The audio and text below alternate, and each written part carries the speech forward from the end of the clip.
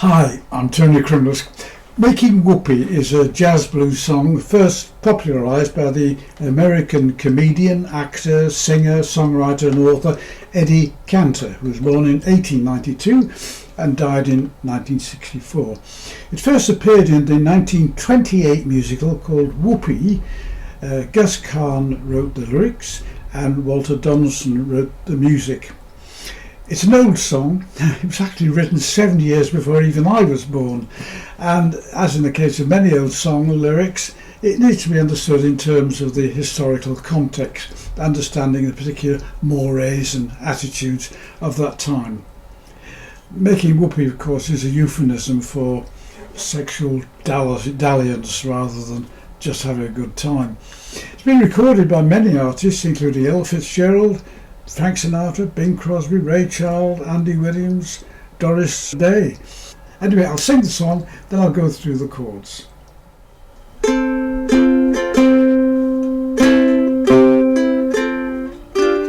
Another bride, another June, another sunny honeymoon, another season, another reason for making whoopee.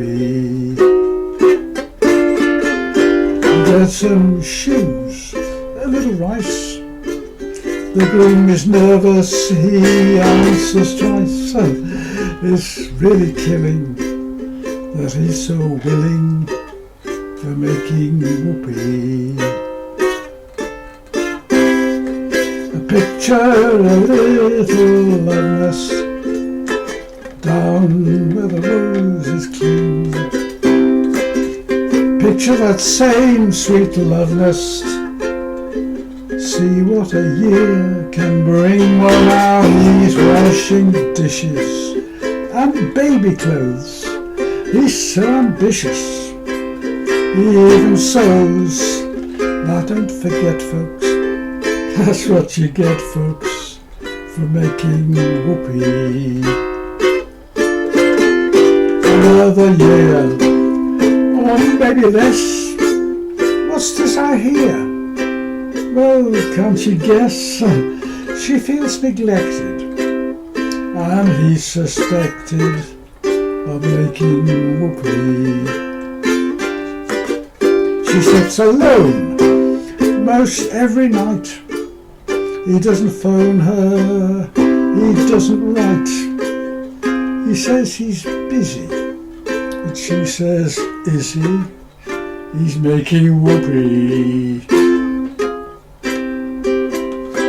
He doesn't make much money, only 5k a year. But some judge still thinks that's funny.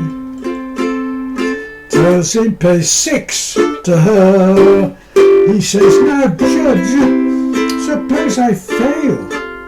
The judge says then it's off to jail. You better keep her. I think that's cheaper than making whoopee.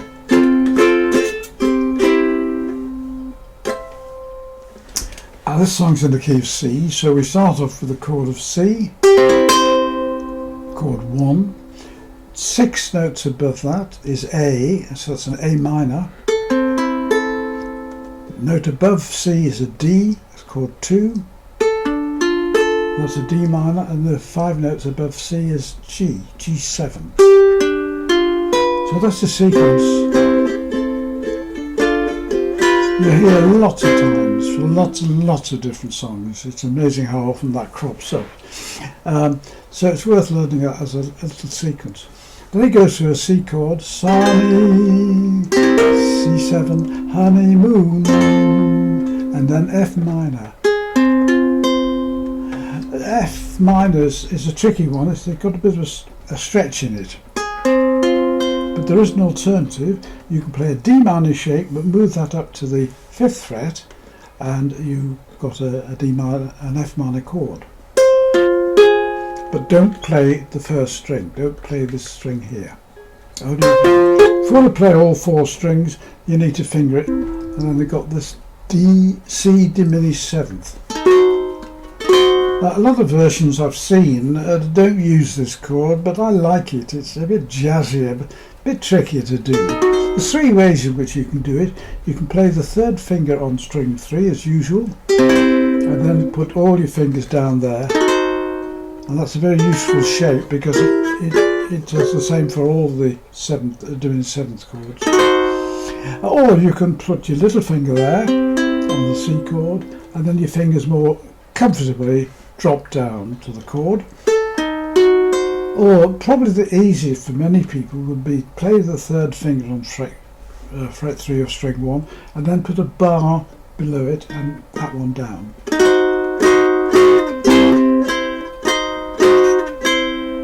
So 3 different ways of doing that, of making whoopee. Again, you've got your C diminished 7th, D minor, D minor 7, just add that finger there, G7. Useful turnaround that in the key of C. You've got some shoes, a little rice, the groom is nervous, he answers twice. It's really killing that he's so willing for making whoopee.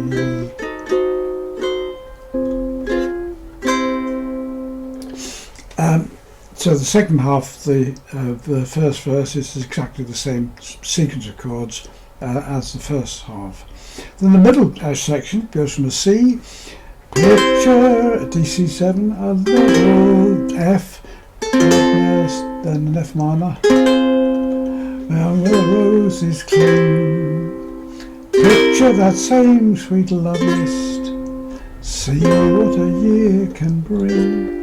And then you've got exactly the same chords for the next few verses with slight variations which you can use or not use as you wish at the end of each of the verse. I sometimes use an F chord to a G7, sometimes an F minor. That's a choice that you can make.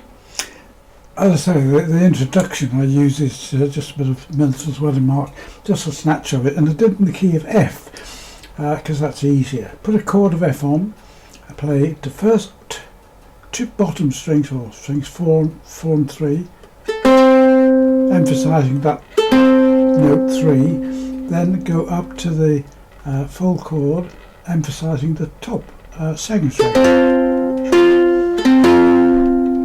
and then repeat.